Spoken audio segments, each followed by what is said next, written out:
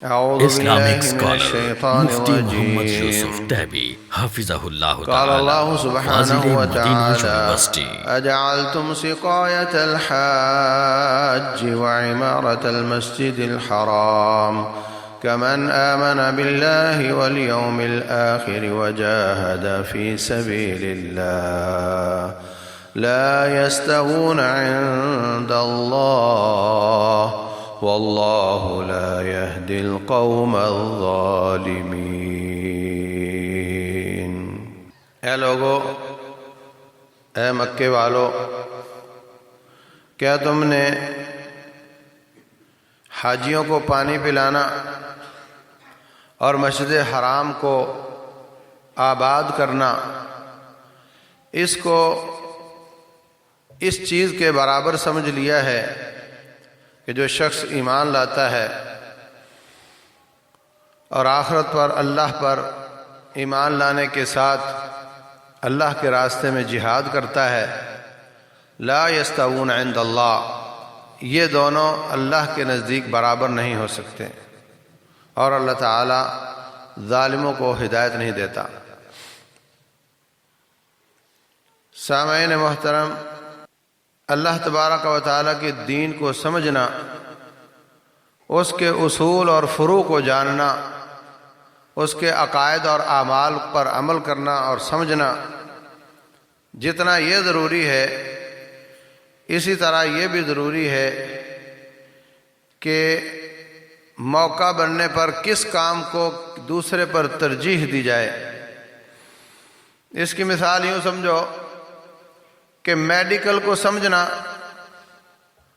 MBBS کرنا، physician اور surgeon بننا جس قدر ضروری ہے، اسی قدر یہ سمجھنا بھی ضروری ہے کہ اس کے کون سے مرض کا علاج پہلے کیا جانا چاہیے اور کون سے مرض کا علاج بعد میں کیا جانا چاہیے۔ اللہ محفوظ رکھے، ایکسیڈنٹ ہو جاتا ہے، ہڈی بھی ٹوٹ گئی ہے اور خون بھی بہہ رہا ہے اور رگڑ آنے سے اس کے کپڑے پھٹ کر وہ برہنہ بھی ہو چکا ہے، تو جو سمجھدار ڈاکٹر ہے اس کو برہنہ ہونے سے کوئی اتنی پریشانی نہیں، اس کو اس کی ہڈی ٹوٹنے پر زیادہ پریشانی نہیں، وہ سب سے پہلے اس کا خون روکنے کی کوشش کرے گا اور خون روکنے کے فوراً بعد اس کے کپڑے درست کرے گا اور ہڈی کو وہ ہسپتال میں لے جا کر ہفتہ بعد بھی دیکھ لے گا تو مسئلہ نہیں۔ تو جس طرح اس کا طب کے علم کو سمجھنا ضروری تھا، اسی طرح اس کی بیماریوں میں پریورٹی لگانا بھی ضروری تھا۔ اگر وہ خون نہیں روکتا اور ہڈی باندھنے لگ جاتا تو خون بہہ بہہ کر وہ آدمی ایکسپائر ہو جاتا، مر جاتا۔ تو اس کی طب کا سیکھنا، وہ اس کا فائدہ اس کو نہیں ہوتا۔ اسی طرح دین کا علم سیکھنا اور سمجھنا، اصول اور فروع کو سمجھنا، یہ بھی بہت ضروری ہے، اور ان مسائل میں ترجیحات لگانا بھی بہت ضروری ہے۔ کچھ باتوں کا تذکرہ ہو چکا ہے، ایک ہوتی ہے مصلحت اور ایک ہوتا ہے فساد۔ ایک مصلحت ہوتی ہے اور ایک فساد ہوتا ہے۔ روٹین میں قاعدہ یہ ہے کہ درء المفاسد اولا من جلب المصالح، نقصان سے بچنا زیادہ ضروری ہوتا ہے فوائد حاصل کرنے سے۔ مثلا ایک علاقے میں آپ اپنا گھر بنائیں، وہاں اچھی فضا ہے، آکسیجن بہت ہے، ہریالی ہے، کھلا ماحول ہے، مگر وہاں کسی کی عزت اور مال محفوظ نہیں ہے۔ دوسرے علاقے میں تنگ گھر ہیں، روڈ ٹوٹا ہوا ہے، پریشانیاں ہیں، مگر وہاں پہ سیکیورٹی اچھی ہے، آپ کا مال اور آپ کی عزت محفوظ ہے، آپ کہاں گھر بنانا پسند کریں گے؟ تو آپ نقصان سے بچنے کو ترجیح دے رہے ہیں فوائد حاصل کرنے سے۔ فائدہ حاصل کرنا بھی ضروری ہوتا ہے، نقصان سے بچنا بھی ضروری ہوتا ہے، مگر نقصان سے بچنے کو زیادہ ترجیح دی جاتی ہے فوائد کو حاصل کرنے کی نسبت۔ روٹین یہی ہے، قاعدہ یہی ہے، لیکن کبھی کبھی اس کے نقصان کے تھوڑے ہونے کی وجہ سے، فوائد کے زیادہ ہونے کی وجہ سے اس قاعدے کو الٹ بھی کیا جاتا ہے۔ تو اپنے مضمون کو یوں تقسیم کرتے ہیں کہ ایک ہوتی ہے مصلحت پر مصلحت کو ترجیح دینا، ایک ہوتا ہے مصلحت پر فساد سے بچنے کو ترجیح دینا، اور ایک ہوتا ہے فساد سے بچنے پر مصلحت حاصل کرنے کو ترجیح دینا۔ پہلا پوائنٹ کیا تھا کہ دونوں کام فائدے کے ہیں، مگر ان میں سے ایک کو ترجیح دی جاتی ہے دوسرے پر۔ یہ بھی آپ روزمرہ کے کاموں میں تو کر ہی رہے ہوتے ہیں، لیکن شریعت اسلامیہ میں ہم ان چیزوں کا خیال نہیں رکھتے۔ اللہ تبارک و تعالیٰ فرماتے ہیں اجعلتم سقایۃ الحاج وعمارۃ المسجد الحرام کمن آمن باللہ والیوم الآخر وجاہد فی سبیل اللہ۔ روٹین میں کعبۃ اللہ کو آباد کرنا، ایک نماز کی بجائے 1,00,000 نماز ملتی ہے، ایک نماز کی 1,00,000 ملتی ہے، باجماعت ہو 27 لاکھ ملے گی۔ پھر ہر نیکی 10 گنا ہوتی ہے، یہ ہر جگہ ہی ہے، وہاں بھی ہے، تو 27 لاکھ ضرب 10 ہو جائے گا۔ یہ سب فوائد کعبۃ اللہ کے حرم پاک کے ہیں، میں کوئی شک نہیں۔ حاجی آتے ہیں، ان کو پانی پلانا بہت عظمت کی بات ہے۔ پورے علاقے میں بنو ہاشم کی دھاک بیٹھی ہوئی تھی، ان کا احترام کیا جاتا تھا، اس لیے کہ حاجیوں کو پانی پلاتے ہیں، ان کا خیال رکھتے ہیں۔ لیکن دوسری طرف اگر مسلمانوں کی عزت و ناموس، ان کے مال اور جان کو خطرہ ہو، یا اسلام ان لوگوں تک پہنچانا جہاں تک ابھی تک اسلام نہیں پہنچا ہے، اللہ کے بندوں کو اللہ کا غلام بنانا، بندوں کو بندوں کی غلامی سے نکال کر بندوں کے رب کی غلامی میں دینا، یہ ایک بہت بڑی مصلحت ہے۔ تو اس مصلحت اور فائدے سے اس فائدے کو ترجیح دینا، اسلام اس کا طریقہ سکھاتا ہے۔ فرمایا تم نے حاجیوں کو پانی پلانے اور بیت اللہ کو آباد کرنے کو ایمان اور جہاد کے برابر سمجھ لیا ہے۔ لا یستوون عند اللہ، یہ کام اللہ کے نزدیک برابر نہیں ہے۔ یہی وجہ ہے کہ ہماری کوشش ہوتی ہے کہ ہو نہ ہو ہم حرم پاک پہنچ جائیں، اور وہاں کے رہنے والے صحابہ کرام کی قبریں بہت کم ہیں جن کی حرموں میں بنی ہیں۔ سب کوئی دور دراز میں، ادھر آذربائیجان تک، ادھر مصر تک، ادھر بحرین تک، ادھر یمن تک، کہاں کہاں بکھر گئے، اور کسی کی جا کے استنبول کی دیوار کے پاس قبر بنی۔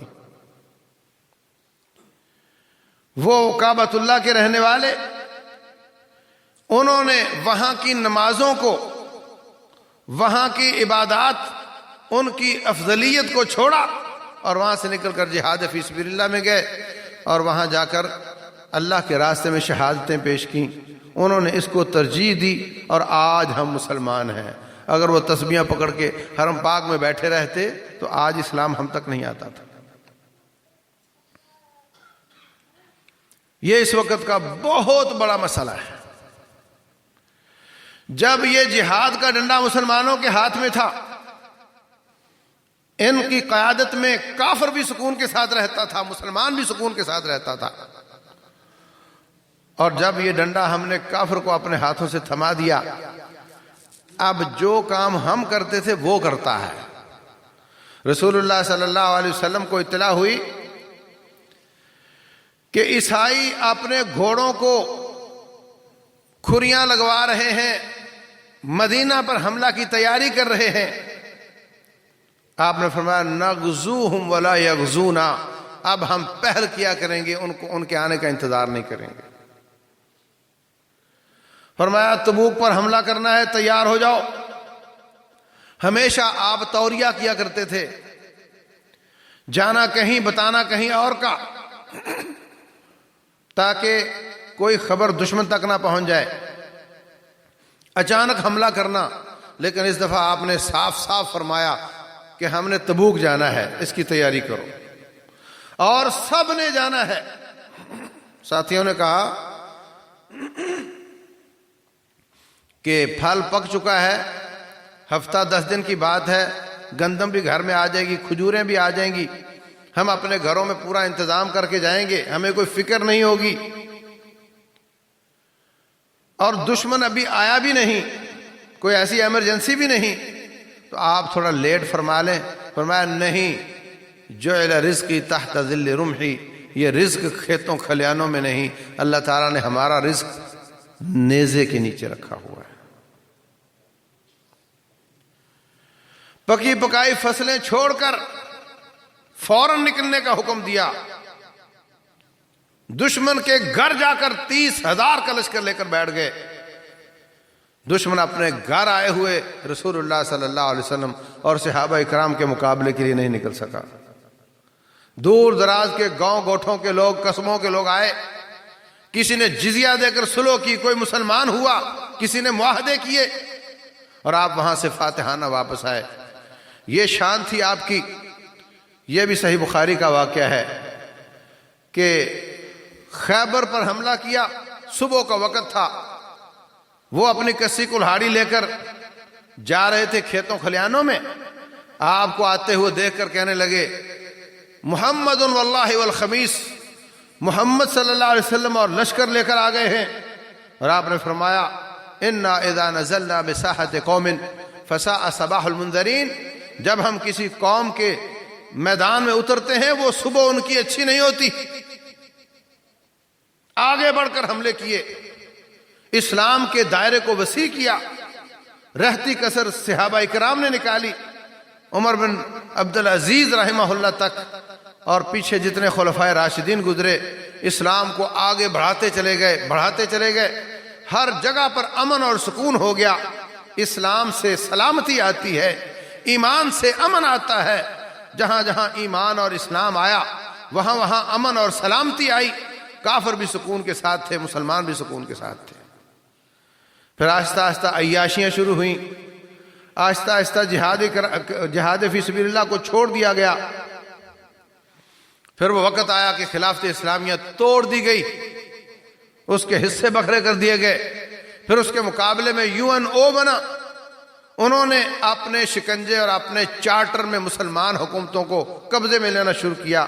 آج یہ اس کے چارٹر میں بدے ہوئے ہیں، جکڑے ہوئے ہیں، ان کے پاس فوجیں بھی ہیں تو یہ ان کو موو نہیں کر سکتے۔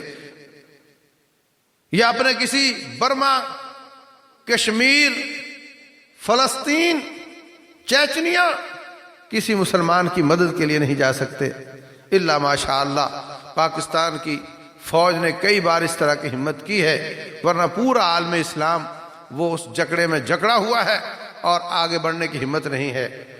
اور خود ہمت کرنے کی بجائے چونکہ سارے ملک ان قوانین میں جکڑے ہوئے ہیں، تو پھر جو کوئی یہ کام کرنا چاہتا ہے پھر وہ عوام میں مجاہدین کو کھڑا کرتا، ان کو ہلاشیری دیتا، ان کو ترغیب دیتا اور ان کو فیسیلیٹیٹ کر کے ان سے کہتا تم کرو، ہمیں یہ کام کرنے کی اجازت نہیں۔ تو میرے عزیز بھائیوں، یہ دونوں کام دونوں مصلحتیں ہیں، دونوں فائدے کے کام ہیں، مگر اس میں بھی ترجیح لگائی جاتی ہے، اور اس ترجیح کا امپیکٹ کیا ہوتا ہے، اس کا رد عمل کیا ہوتا ہے، اس کی تاثیر کیا ہوتی ہے کہ پوری دنیا پہ اسلام کا پھریرا لہرا جاتا ہے، اسلام غالب ہو جاتا ہے۔ ایک سرحدی علاقے میں عبداللہ بن مبارک رحمہ اللہ کمال درجے کے محدث بھی ہیں اور مجاہد بھی ہیں، سرحدوں پر ہیں، دشمن کے مقابلے میں ہر چیز سے لیس ہو کر پہرا دے رہے ہیں، دشمن کی سرحدوں پہ کھڑے ہیں۔ وہاں سے ایک خط لکھتے ہیں فضیل بن عیاض کے نام۔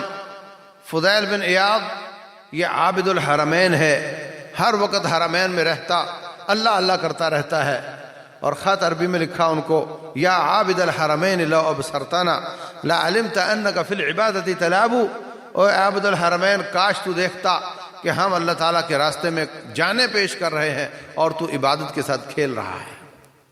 من کان یخضب خدہ بدموعہ، تم اپنے گالوں اور رخساروں کو اپنے آنسوؤں کے ساتھ رنگ دیتے ہو. فنحورنا بدمائنا تتخضب، اور ہمارے سینے ہمارے خون کے ساتھ رنگین ہوتے ہیں. ایک لمبی نظم لکھ کر ان کو بھیجا. تو یہ ترجیح ہمیشہ سے رہی ہے. اور اگر آپ اپنے ملک کی دینی جماعتوں کی سیاست اس کو دیکھیں، دیکھو ہر ایک کا ایک بیانیہ ہوتا ہے، اس کو سیاست بولتے ہیں. آپ اخبار نکالو، ریڈیو چینل ہو، ٹی وی چینل ہو، دینی جماعت ہو، سیاسی جماعت ہو، ان سب کی ایک ایک سیاست ہوتی ہے، ان کا ایک ایک بیانیہ ہوتا ہے. پاکستان کا بیانیہ یہ تھا کہ سب سے پہلا دشمن ہندوستان، اس کے بعد ان کے پیسے پر چلنے والی تحریکیں جو پاکستان میں ہیں. سعودیہ کا بیانیہ یہ تھا کہ سب سے پہلا دشمن ایران، اور اس کے بعد پھر اخوانی تحریک ان کا دشمن ہے. جنگ اخبار کا اپنا بیانیہ ہے کہ میں نے، نام تو میرا جنگ ہے مگر میں نے کسی جہاد کی خبر کو نہیں لگانا. نوائے وقت نظریہ پاکستان کو اپنا بیانیہ بنا کر اس کے مطابق چلتا ہے. جیو جیو ہے، سب جانتے ہیں کہ وہ کون ہے، کس کی حمایت کرتا ہے، کس کے لیے بولتا ہے. اس کے مقابلے میں ایکسپریس ہے، دنیا ہے، وہ کس کے لیے بولتا ہے. سب کا اپنا اپنا بیانیہ، اپنی اپنی سیاست ہوتی ہے. تو میرے عزیز بھائیوں، اس وقت کی دینی جماعتوں کے اپنے اپنے بیانیے ہیں. ہم نے کیا کرنا ہے؟ کوئی ایسے ہیں جو کشمیر کے نام پر وزیروں جیسی سہولتیں لیتے ہیں مگر کشمیر پر بولتے نہیں. یہ ان کا بیانیہ ہے. کیوں؟ اس سے ہندوستان ناراض ہوتا ہے. اور کچھ ایسے ہیں جن کی زبان پڑوسی ملکوں کے خلاف نہیں کھل سکتی. کچھ نے صحابہ کرام کی ناموس کو اپنے بیانیے میں رکھا ہوا ہے کہ ہم اس کی حفاظت کریں گے. کچھ نے رسول اللہ صلی اللہ علیہ وسلم کی ناموس کی بات کی ہے. ختم نبوت پر جماعت ہے، اس کا کام ہی یہ ہے. اور کچھ کہتے ہیں ہم سب کو اللہ اللہ اور وظیفہ کرنے پر لگاتے ہیں. جب ساری دنیا وظیفہ کرنے لگ جائے گی تو اسلام خود ہی نافذ ہو جائے گا. ان کے لیے پوری دنیا کے کافر اور اسلامی ممالک کے دروازے کھلے ہیں. جہاں چاہیں جائیں، سب کے آسانی سے ویزے مل جاتے ہیں. ان کے نام پر آنے والے انگریز ہوں یا عرب ہوں، ان کو یہاں کے ویزے بھی مل بھی جاتے ہیں. ان کو لمبا کرنا چاہیں، ان کا سٹے بڑھانا چاہیں، وہ بھی بہت آسانی کے ساتھ بڑھ جاتے ہیں. میں نے اپنی آنکھوں سے دیکھا، ایک رومال میں کوئی 100-150 پاسپورٹ آئے اور وہ دیکھ ہی نہیں رہا کہ بندہ کون ہے، کس نیشنلٹی کا ہے. بس وہ صفحہ نکالتا ہے، دھڑا دھڑ مہریں 3 مہینے کی اضافے کی لگاتا چلا جا رہا ہے. کیوں؟ اس لیے کہ ان سے کسی کو کوئی خطرہ نہیں. ان کا بیانیہ اتنا شاندار ہے کہ ہم کسی کو کچھ نہیں کہتے. بس ہم کہتے ہیں سب وظیفے شروع کر دو گے تو تم سارا اسلام نافذ ہو جائے گا. اگر ساری دنیا کے مسلمان اس لیول پر آ جائیں جس پر وہ لانا چاہتے ہیں تو کافر تو اپنی توپوں میں کیڑے ڈال دے، میزائل اپنے توڑ کر بیٹھ جائے، کیونکہ خطرہ ہی کسی سے نہیں رہا. خطرہ کسی سے نہیں رہا. اور کچھ کا بیانیہ یہ ہے کہ جہاں جہاں مسلمانوں پر ظلم ہو رہا ہے وہاں ظلم بند کیا جائے. ہم اپنی زبان سے بھی منع کریں گے، ہم اپنے خون سے بھی منع کریں گے، ہم وہاں پہنچیں گے مسلمانوں کی مدد کے لیے. ان کا بیانیہ خطرناک ہے، اس لیے ساری دنیا سب کو چھوڑ کر ان کا نام لیتی. کچھ نہیں، زبان بولے. کچھ تو وہ ہیں جو پوری دنیا کے مسلمانوں کے لیے آنسو بہاتے، ان کے لیے خون بہاتے، ان کے لیے پیسے جمع کر کے ان کی مدد کے لیے پہنچتے ہیں. اور کچھ ایسے ہیں جو بڑے بڑے اجتماع کر کے ایک لفظ دعا کا بھی ان کے لیے نہیں نکال سکتے. باقاعدہ پابندی ہے اس پر. آپ ان کو درخواست دے کر دیکھ لو، اس پر لفظ نہیں بول سکتے ہو. یہ اپنی اپنی ترجیحات ہیں. بڑی بڑی جماعتیں، کروڑوں کا بجٹ، مگر اس کی ترجیحات میں اسلام کا غلبہ شامل نہیں ہے. ان کی ترجیحات میں مسلمانوں کی مدد شامل نہیں ہے.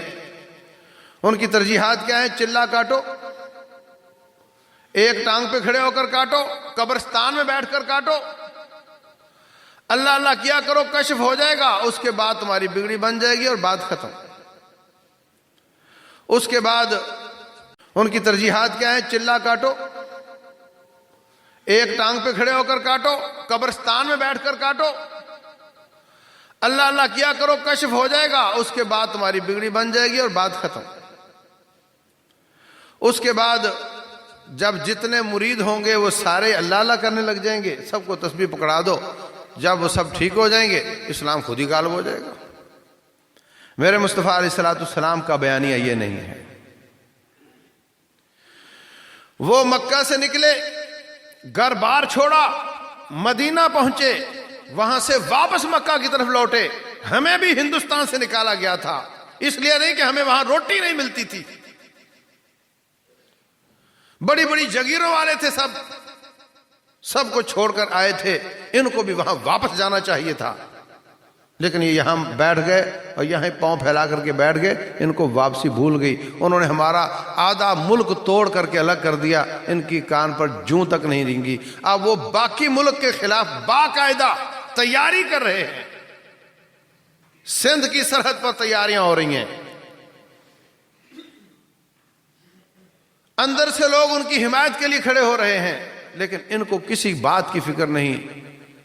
باقاعدہ ان کی حمایت میں تو بولا جاتا ہے، ان کے خلاف کوئی زبان سے لفظ نہیں نکل سکتا.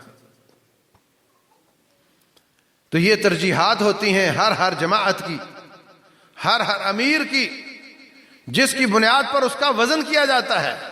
عام آدمی کیا دیکھتا ہے؟ بڑے لوگ ہیں، بڑا مجمع ہے، بڑی بات ہے. بندے زیادہ تو جماعت اچھی. اگر آپ کو لاہور جانا ہے، اڈے پر جاؤ اور وہاں پہ گاڑی اسلام آباد والی زیادہ نئی ہو اور زیادہ بھری ہوئی ہو، اور لاہور والی میں صرف ایک سواری بیٹھی ہے، اور یہ زیادہ دیکھ کر بیٹھ جائے چونکہ اس میں زیادہ جلدی بھر جائے گی، اور میں نکل جاتا ہوں. زیادہ نئی ہے، سواریاں زیادہ ہیں، یہ ترجیح دیں گے یا یہ دیکھیں گے کہ بورڈ کون سا لگا ہوا ہے؟ یہ بورڈ بیانیہ ہوتا ہے، اور بیانیہ ترجیحات کی بنیاد پر ہوتا ہے. آپ غور نہیں کرتے. حوثی یمن کے ایک باقاعدہ فوج ہے، توپ، ٹینک اور میزائل ان کے پاس ہیں، پورے ملک پر ان کا قبضہ ہے. ان کا نام کبھی سنا تھا آپ نے؟ یہ لفظ کبھی زبان پر، کبھی کان میں آیا تھا؟ کبھی نہیں. اور ہمارے پاس نہ کوئی ٹینک ہے، نہ توپ ہے، نہ میزائل ہیں، کچھ نہیں. اگر کوئی پستول ہے تو وہ بھی لائسنس والا. اور ہمارا پوری دنیا میں چرچا اس لیے ہے کہ کس کا بیانیہ ان کے لیے نقصان دہ ہے اور کس کا بیانیہ ان کے فائدے میں. کون ہے جس کو ڈی ٹریک کر کے اپنے مفاد میں استعمال کیا جا سکتا ہے، اور کون ہے جو ان کے ڈی ٹریک کرنے سے ڈی ٹریک نہیں ہوتا؟ کون ہے جس کا بیانیہ اٹل ہے؟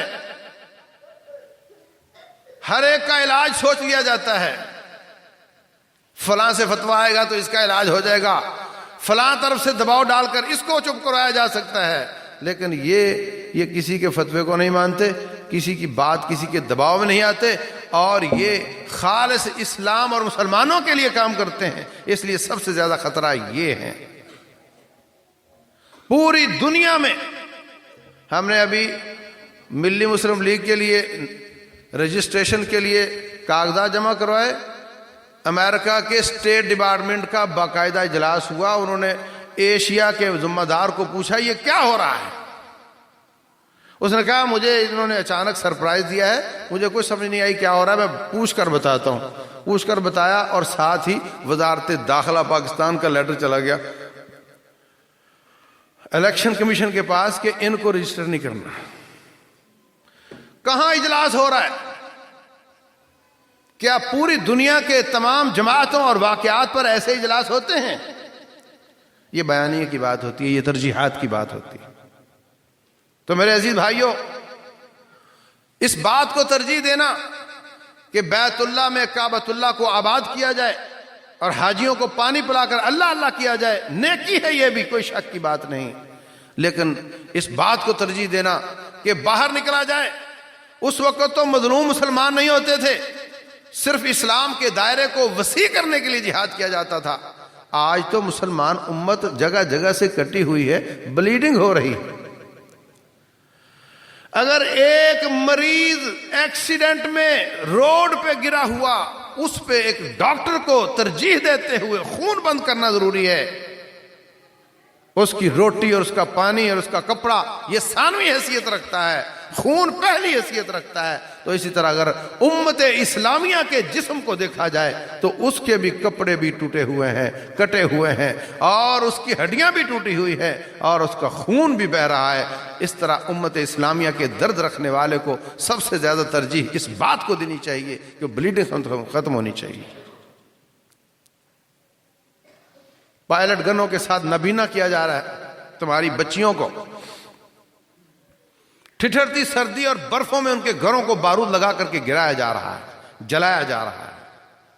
برما میں بھی، کشمیر میں بھی، سوریا میں بھی، فلسطین میں بھی ظلم ہو رہا ہے، بلیڈنگ ہو رہی ہے، خون مسلمان کا سستا ہو چکا ہے.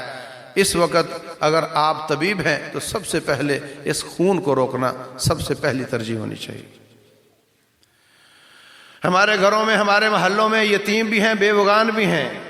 ان کو سب دیکھتے ہیں، چلتے پھرتے سب کوئی ان کے رشتہ دار ہیں، ان کی خیر خواہی کر سکتے ہیں، مگر یہ دور دراز کے لوگ ان کو کوئی نہیں دیکھتا. ان کا احساس کسی کو نہیں. لوگوں کی ترجیحات کا یہ عالم ہے. میں ابھی روڈ پر دسترخوان لگا کر کے ہیروئنچیوں کو کھانا کھلانا شروع کروں، چلتے میں لوگ آ جائیں گے، میرے پیسے بھی ڈال دو، یہ 4 دیگیں میری، یہ ہفتے کا راشن میں دیتا ہوں، کیونکہ یہ نظر آتا ہے. میں نہیں کہتا کہ یہ نیکی کا کام نہیں، واقعتاً یہ نیکی کا کام ہے، مگر نیکی پر نیکی کو ترجیح دی جاتی ہے. جیسا کہ حاجیوں کو پانی پلانے پر جہاد فی سبیل اللہ کو ترجیح دینا اللہ تعالیٰ نے بیان فرمایا. فرمایا لا یستوون عند اللہ، تم اس کو برابر سمجھتے ہو، میں رب اس کو برابر نہیں سمجھتا. اللہ کے نزدیک یہ برابر نہیں ہے. اللہ اکبر.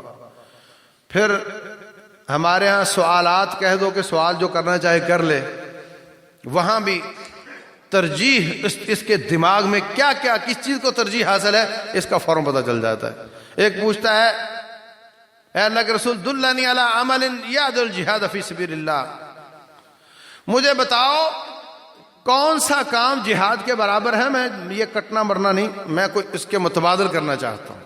پتہ چل گیا یہ کیا کرنا چاہتا ہے، کس کو ترجیح دے رہا ہے. فرمایا لا اجد، مجھے اس کے برابر کا کوئی عمل نظر نہیں آتا. ایک پوچھتا ہے اے اللہ کے رسول علیہ الصلوۃ والسلام کو ایسا کام بتائیں جس سے میں جہنم سے بچ جاؤں اور جنت میں چلا جاؤں. یہ اس کی ترجیحات کی سمجھ آ گئی کہ کیا کرنا چاہتا ہے. اور ہمارے ہاں سوال کا کہہ دیا جائے، بولے بتاؤ موسیٰ علیہ السلام کا نکاح کس نے پڑھایا تھا، اور یوسف علیہ السلام کی شادی پھر زلیخا سے ہوئی تھی یا نہیں ہوئی تھی. اور یہ بتاؤ کہ گھڑی دائیں ہاتھ میں پہننی چاہیے بائیں ہاتھ میں پہننی چاہیے. یہ اس کی پرائرٹی ہے، یہ اس کے سوالات ہیں. جبکہ کتنی ایسی مصیبتیں، ایسے مسائل جس کو روزانہ یہ شکار ہوتے ہیں، پاکی پلیتی کے مسائل، ان کو پتہ نہیں ہوتا، پلید رہتے ہیں یا بلا وجہ نہاتے رہتے ہیں، ان کو پتہ ہی نہیں کہ وہ پاک ہیں اور پلید ہیں ہی نہیں. لیکن اس کا سوال کوئی نہیں کرے گا. بولے اس سے شرم آتی ہے.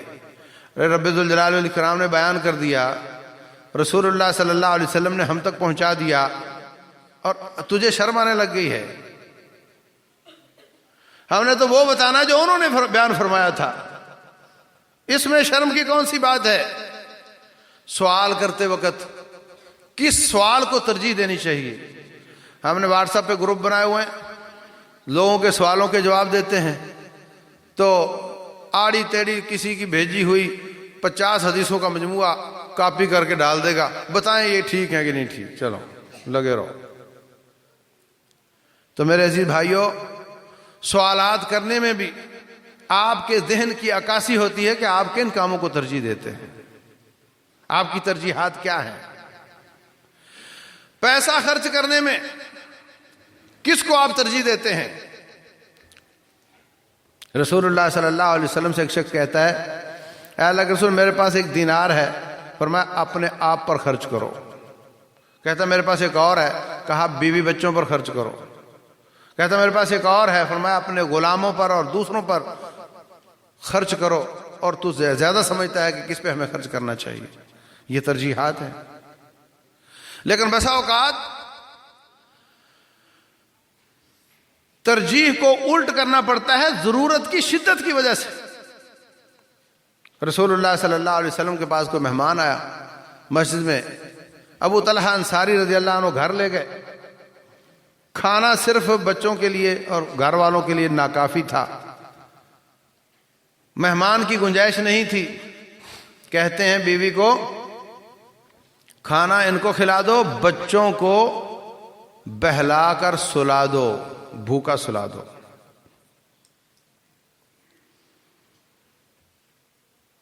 دیا ٹھیک کرنے کے نام پر آنا اور اس کو بجھا دینا, میں بھی ہاتھ ہلاتا رہوں گا, منہ ہلاتا رہوں گا, مہمان سمجھے گا یہ بھی کھا رہا ہے اور وہ زیادہ کھا لے گا. مہمان نے کھا لیا, خود بھوکے رات گزار دی. اللہ تبارک و تعالیٰ نے آیات نازل کر دیں, وَيُؤْثِرُونَ عَلَىٰ أَنفُسِهِمْ وَلَوْ كَانَ بِهِمْ خَصَاصَةٌ. یہ لوگ اپنے اوپر دوسروں کو ترجیح دیتے ہیں. تو جب حالات ٹھیک ہوں اپنے آپ کو, اپنے بیوی بچوں کو ترجیح دے, اور جب حالات ٹھیک نہ ہوں, ایک شخص کو کئی دن سے کھانا نہیں ملا, کھانا تو دور کی بات ہے, اس کا خون نکل رہا ہے, وہ کٹ رہا ہے, اس وقت پھر سب کو چھوڑ چھاڑ کر نکلنا اور جا کر کے ان کی مدد کرنا, اس کو ترجیح دی جاتی ہے. اور یہ سب ترجیحات میرے مصطفیٰ علیہ الصلوۃ والسلام نے سکھائی ہیں. صحیح بخاری میں جابر بن عبداللہ رضی اللہ تعالیٰ عنہ جہاد سے واپس آ رہے ہیں. جب مدینہ نظر آیا تو کہنے لگے اللہ کے رسول مجھے اجازت دیں, میں آپ سے پہلے مدینہ میں چلا جاؤں. کہنے لگے جابر یہ کیسی بات کی آپ نے, اکٹھے چلتے ہیں.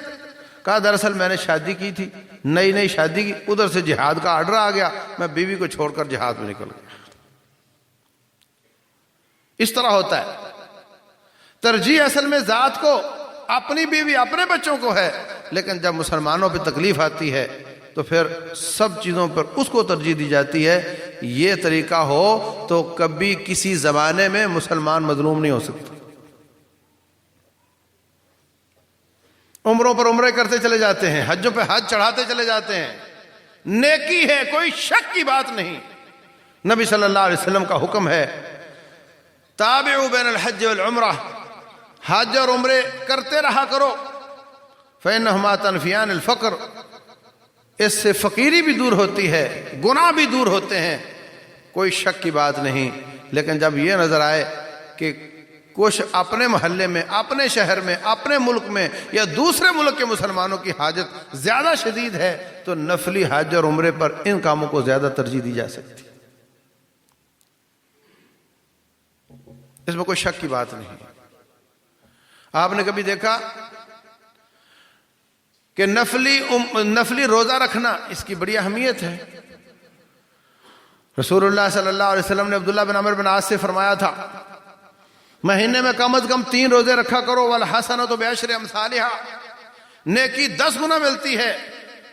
3 روزے رکھو گے گویا آپ نے سارے مہینے کے روزے رکھ لیے. فرمایا من صام یوما فی سبیل اللہ, جو اللہ کے راستے میں ایک دن کا روزہ رکھتا ہے, بعد اللہ وجہہ عن جہنم 70 خریفا, اللہ اس کو 70 سال کی مسافت جہنم سے دور کر دیتا ہے. نفلی روزوں کی بڑی اہمیت ہے. لیکن سفر میں جاتے ہوئے روزہ رکھا ہوا تھا, جس نے روزہ رکھا ہے سب لوگ اس کو پنکھا جھیل رہے ہیں, سایہ کر رہے ہیں, اور باقی جنہوں نے نہیں رکھا وہ خدمتیں کر رہے ہیں، کوئی لکڑیاں لا رہا ہے، کوئی روٹیاں بنا رہا ہے. تو رسول اللہ صلی اللہ علیہ وسلم نے فرمایا کہ سفر میں روزہ رکھنا کوئی اجر والی بات نہیں، کہ تو نے نفلی روزے کو ترجیح دی اور یہ ساری خدمتوں سے محروم ہو گیا. ویسے سفر میں نفلی روزہ رکھا جا سکتا ہے اگر باقی کام بھی کر سکے ساتھ، تو نہیں کر پایا، کہا اس نے ترجیح غلط لگائی ہے. تو میرے مصطفیٰ علیہ الصلوۃ والسلام ساتھ ساتھ ترجیحات کی فقہ بھی بیان فرماتے ہیں. مغرب کی نماز میں لیٹ آئے، رکعت رہ گئی، پوچھا کیا ہوا؟ کہا جی میں نے دراصل روزہ رکھا ہوا تھا تو اس لیے میں کھانا کھانے لگ گیا. نفلی روزے کی وجہ سے فرضی نماز چھوڑ دی.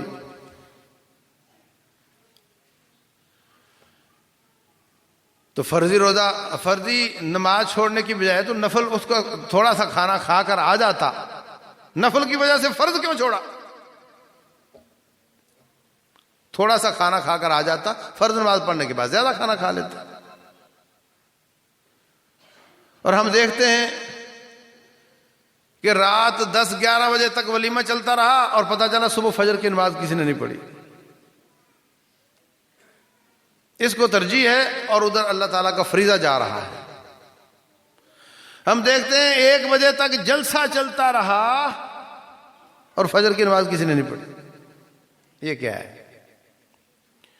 خطیب پر خطیب، خطیب پر خطیب، اور نہ معلوم ہو جو سامنے بیٹھنے والوں کو نہ اس کی بات سمجھ آئے نہ اس کا یاد رہے کہ انہوں نے کیا بیان کیا تھا، اور رات سوئیں اور فجر کی نماز ان کی رہ جائے جو کہ فرض تھی. یہ تقریر سننا فرض نہیں تھا، نماز فرض تھی. اس سے بہتر تھا کہ وہ ایک درس ہو جاتا، وہ لوگوں کو یاد بھی ہو جاتا اور وقت پر جا کر کے وہ اپنی نماز بھی پڑھ لیتے.